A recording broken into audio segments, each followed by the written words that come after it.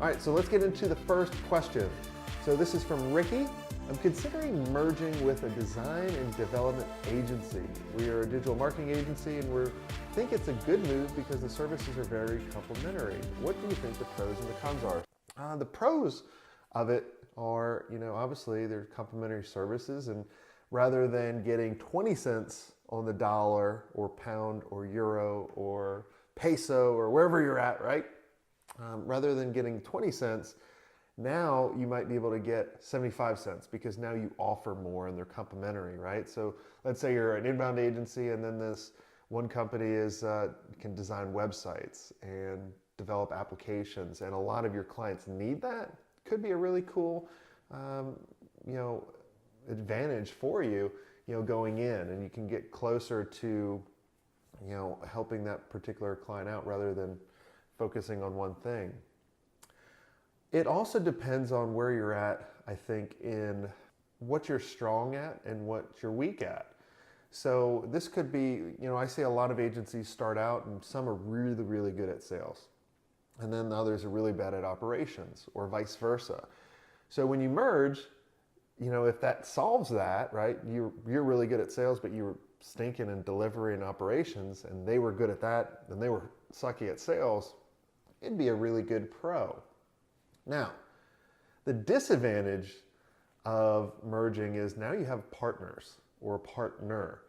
And I have a saying that you either know the bad partner or you're the bad partner.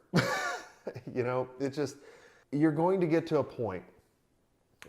I went through this. You're going to get to a point where the agency or the business is going to outgrow one of you. Okay? And you got to think about, what do we need to do? And that's why an operating agreement is so important, especially if you're merging. So make sure you put an operating agreement really highly detailing what the responsibilities are, what happens if one person wants out, what happens if one person's not delivering, right? And just so you have it all detailed.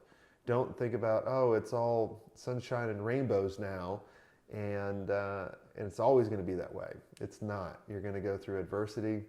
You're going to go through challenges. You just need to know what you need to do, okay? And in the very beginning, it's really cool, but a lot of times I've seen companies go down just because of this and because of partnerships. What I tell people is if you're weak in certain areas, hire for that. If you're weak in areas of managing and leadership and just knowing how to scale your agency and that kind of stuff, surround yourself with other people that have been there and done that. Get in groups of other agency owners, that kind of stuff.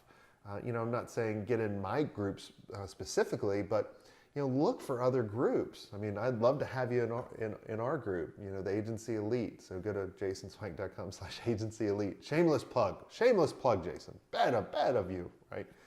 But hey, I'm doing this content for free, so you can't yell at me for plugging my own stuff. But that's kind of my thing, is like, for my core business, I'll never partner with someone, okay? For side businesses, I will partner all day long because it's not my core focus, right? The side businesses are always kind of an experiment. And I know, Rikki, this is your core business, right? This is your money generator. This is what you're passionate about. So my suggestion to you would be to not.